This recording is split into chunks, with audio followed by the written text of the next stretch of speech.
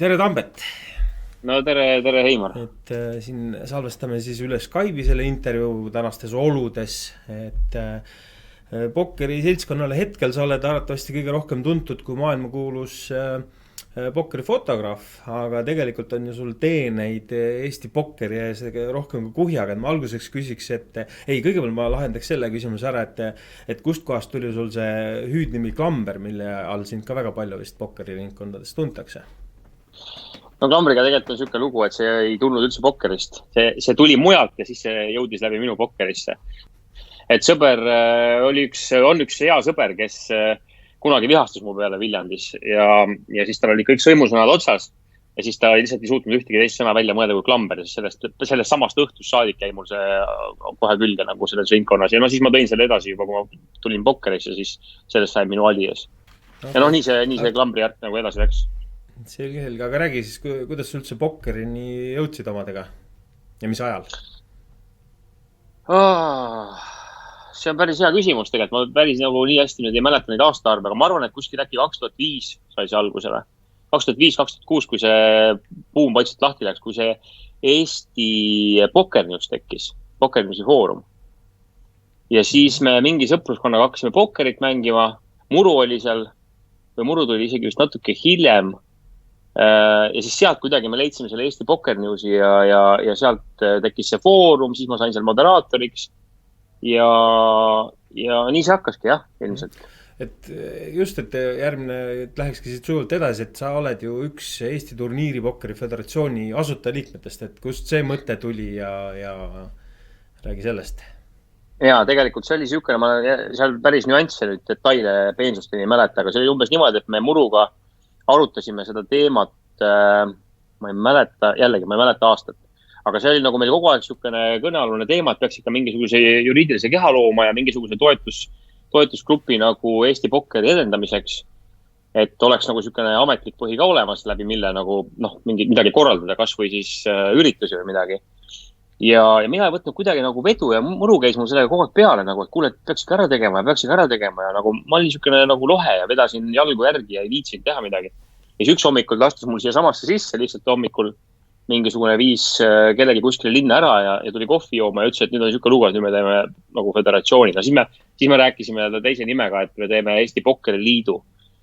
Ja siis me samal hommikul ta ei lasnudki mul enam õlmast lahti, istusime siin, tegime põhikirjad asjad valmis, registreerisime ära, Muru maksis lõivud ja peale seda, kui see tehtud sai, siis me kuidagi naljakalt me vist koostasime ise mingi pressiteate, et siis laiali saata nagu nendesse Pokernews ja nagu ikkagi artikkel on, et on loodud siukene asi. Ja siis kõik said aru, et et midagi ongi nagu juhtunud ja hakkasid kõik ükshaaval kohe helistama samal päeval. Ja siis me tegime nii-öelda selle korralikult uuesti ära, et tegime ikkagi föderatsiooni nimega, oli kokkusaamised selle aja nende Eesti pokkeri tippudega ja koosolekud mitmed ja siis tegime nagu selle õige ja nagu tänase ETPF-i nii-öelda siis, mis täna toimib. Et ikka oli nagu sinul ka rolli, et ma mõtlen, et sa said nagu tänutäheks valiti sind hiljuti sinna Eesti pokkeri kuulsuste halli, et ja see oligi kokkulepe niimoodi, et kui me nagu anname ära selle nii-öelda, et teeme ETPF-i korralikult ja siis nagu tänutäheks, siis vähemalt üks meist peab saama kuulsuste halli, et Muru sai hästi palju raha ja mina sain kuulsuste halli. Okei, kõlab hästi. Teine projekt, millega te hästi palju raha saite, oli ju Flop FM ehk siis ajal, millal inimesed veel ei teadnud mitte midagi praeguseks populaarseks podcastindusest ehk taskuhäälingust, et teie tegite juba pokkeri teemalist podcasti, võib vist öelda nii, on ju? Jaa, see oli ka naljakas värk, kuidas see kujunes, et see algas sellest, et mul on lihtsalt ego hästi suur ja ma pean esinema, aga ma pean esinema niimoodi, et ma ei saa nagu niimoodi kaameras olla või pildis, et ma ei kannata eriti seda kaamera ees olemist, ma võin olla kuskil taga ja rääkida juttu, eks ole. Ja ma tahtsin kogu aeg nagu mingit saadet teha, sest ma olin nagu teinud Raadio 2 mingi töösaadet paar korda ja mingid selliseid väikseid asju ja mind nagu kutsub see siuke mingi jutuvärk nagu. Ja siis kogu aeg jällegi Muruga kahekesi seda arutasime ja proovisime ja mõtlesime, kurat, teeme ikka ära midagi nagu, et teeme siis nagu pokkeri saade ja hakkame tegema. Ja see esimene pokkeri saade, see oli nii kohutav. Nagu ma kuulasin seda hiljuti äkki mingi paar kuud tagasi siin aastavahetusega. See oli täiesti õudne saade, see oli siuke tunne, et keegi on surnud ja nüüd räägime tund aega sellest, kuidas inimene nagu, kogu see meeleolu oli nii morbiidne.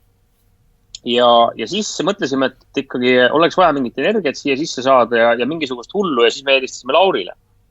Ja siis Sibold tuli ka ja siis sealt läks nagu paremaks, et siis see kolmene nagu trio hakkas hästi tööle, et üks on niisugune lollakas peast, on ju, üks on niisugune natuke mõistusega, üks on nagu eriti rahulik ja siis nagu kõik see asi hakkas sealt kujunema. Ja Lauris sai meie turundusjuht siis ja sealt see läks. No, lõpuks me rentisime stuudio, ostsime tehnika ja hakkasime seda siis tootma iga nädal.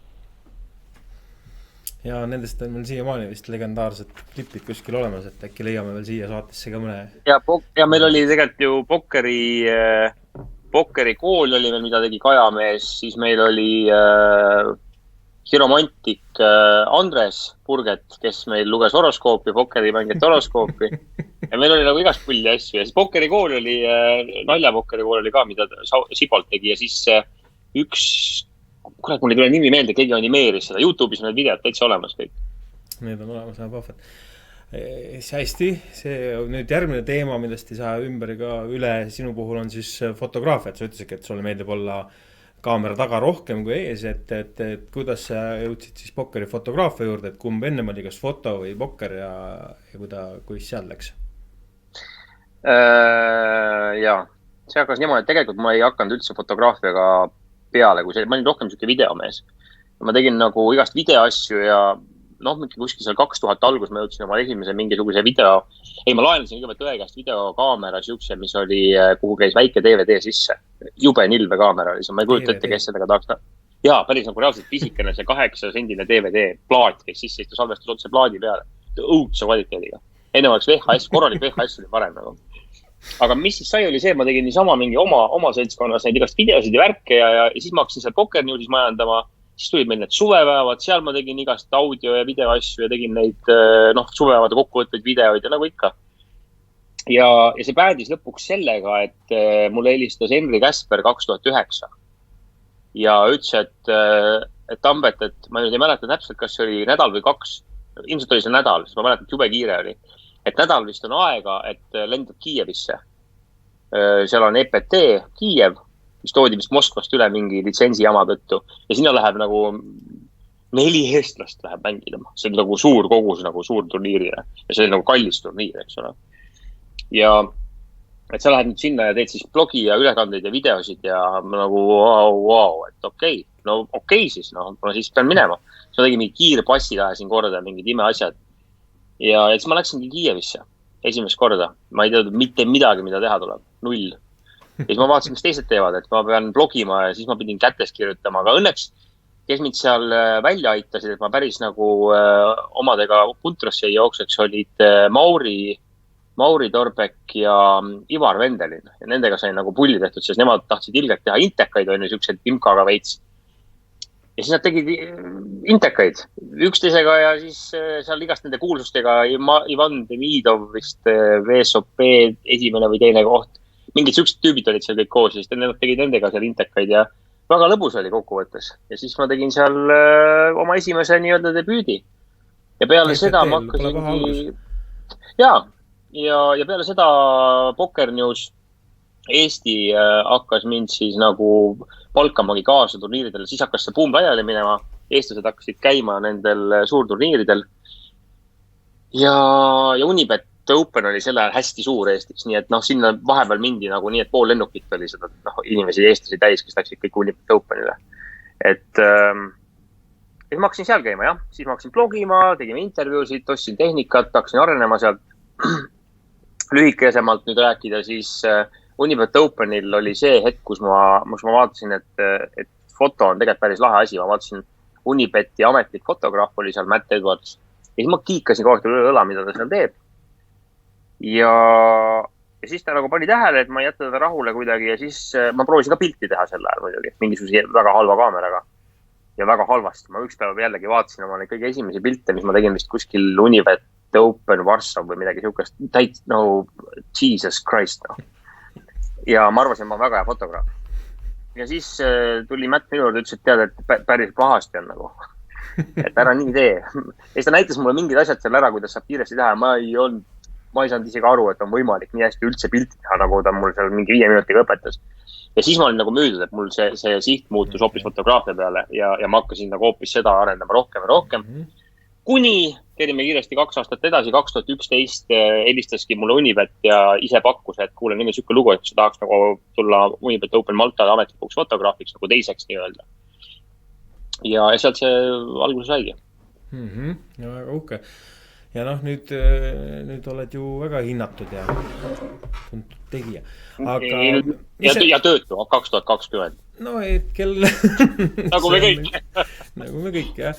Et aga ütleme, et kui nüüd siin inimesed tahavad hakata pokkerifotograafia, mis see nagu tahan mõne pildi teha pokkerimängust laivis, et mis see, ütle 2 nagu nõu on, et mida tuleks silmas pidada, et üks hea pokkerifoto teha? Mitte tehnilises mõttes siis või? Kuidas see nagu, ma ei tea, kumb olulisem on nagu sinu vaata? No see on 2 otsaga asi, ega sa ei saa ju nagu, see on sama nagu öelda, et kui sa lähed võidusõitu sõitma, et auto ei ole oluline, vaid oskused on olulised, no ei ole ikka küll, noh. Et see on mõlemat pidi, sul on vaja head tehnikat ka ja sa pead tegelikult pokkerifotograafias ma võtaks võib-olla kõige paremini kokku ühe sõnaga kannatlikkused. Et kui sa tahad nagu head fotot saada, siis sa pead olema kannatlik. No siis ei ole teist asja väega, ma arvan, et see on hea, sest et... Jah. Ja, võt, väga äge. Ja siis nüüd kui sa tahad lihtsalt fotot saada, siis ei ole vaja kannatlik olla. Siis lihtsalt tee pilt ära ja kõik, jah. Siis tee pilt ära ja vaatletaks fookuses ja mine minema.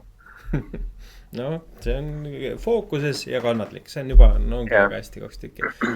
Nii, ja siis nüüd on meil siin siuke kohustuslik küsimus, et hüppame turniiripokkeri ja Eesti juurde tagasi, et mis sa arvad, milline see näeb välja 10 aasta pärast Eesti turniiripokker?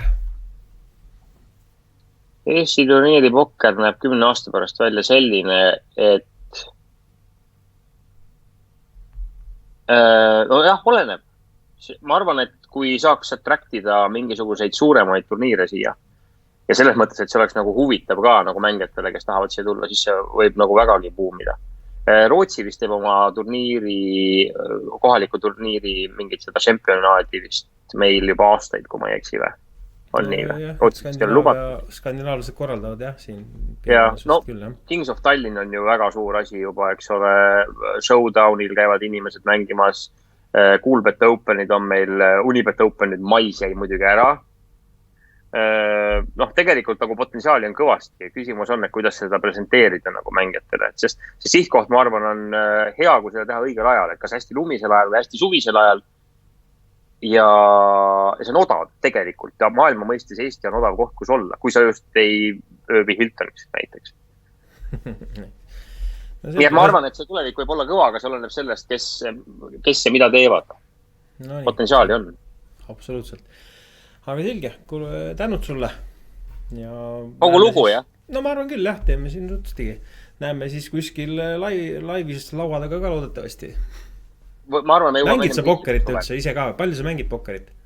Kuule, ma olen hakanud mängima nüüd, kui on see koroonapühad olnud meil siin juba peaaegu 2 kuud, siis ma olen paar tuba kuumaks ajanud, resettinud oma passwordid, mida ma ei teadnud. Ja olen proovinud siin isegi natuke nokkida, et täitsa hea on vahelduseks. Ma pole väga pikalt mänginud küll. Jääd nagu pokkeri juurde või jääd ikkagi fotograafi juurde tagasi, kui saab? Ei, ma ikkagi fotograafiat teen, muidugi. Ja see läheb edasi ju. Ja absoluutselt, igal juhul. Kuule, ka tänud.